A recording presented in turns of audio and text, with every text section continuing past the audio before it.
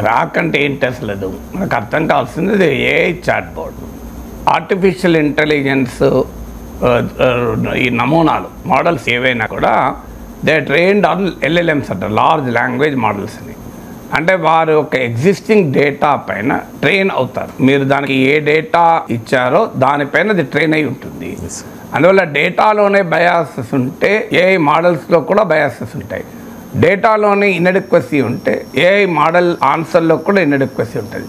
అందువల్ల ఏఐ చెప్పింది సత్యము అసత్యము జనరల్ ప్రిన్సిపల్ ఏఐ మోడల్ అంటే ఏంటో అర్థమైతే మనకు సరైన అవగాహన ఉంటుంది. ఏఐ మోడల్ అనేది ఏఐ మోడల్ తనంతట తానుగా రీసెర్చ్ చేసి సమాచారాన్ని సేకరించి ప్రైమరీ డేటా ఆధారంగా చెప్పదు. ప్రైమరీ డేటా అంటే నీవే సొంతగా వెళ్ళి సమాచారాన్ని సేకరించి, సెకండరీ డేటా అంటే existing publish data.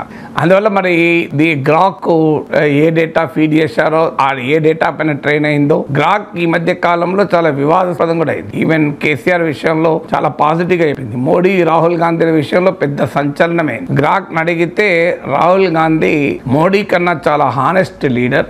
Rahul Gandhi విద్యార్హతలు నమ్మదగినవి, ఆయన హార్వర్డ్ క్యాంబ్రిడ్జ్లో చదివాడు. మోడీ విద్యార్హతలు ప్రశ్నార్థకమైనవి, అనుమానాస్పదమైనవి. మోడీ విద్యతో పోలిస్తే రాహుల్ గాంధీ క్లియర్ గా విద్యావంతుడు.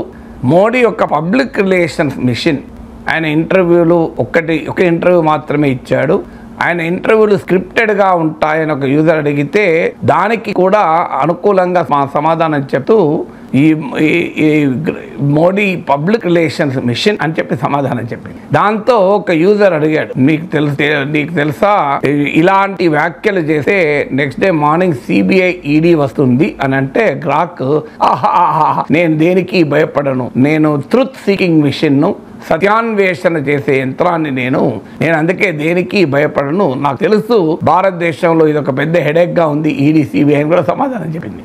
అందువల్ల గ్రాక్ ఇది వెరీ వెరీ మిచ్యువస్ గా ఆన్సర్స్ ఇస్తుంది, చాలా కాంట్రవర్షియల్ గా ఆన్సర్స్ ఇస్తుంది.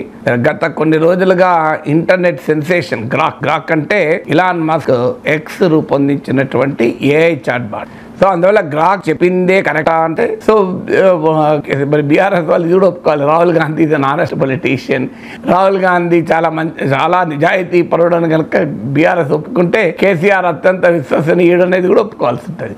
దీన్నైనా దాన్నైనా విత్ పించ్ ఆఫ్ సాల్ట్ తీసుకోవాలి. అందువల్ల ఏఐ మోడల్స్లో బయాసెస్ అనేది సహజము. అందుకే కదా ఇప్పుడు భారతదేశం తన సొంత ఏఐ మోడల్ రూపొందించుకోవాలి అనే ప్రయత్నం చేస్తోంది. కేంద్ర ప్రభుత్వం పిలుపు కూడా ఇచ్చింది, Indian version of AI model.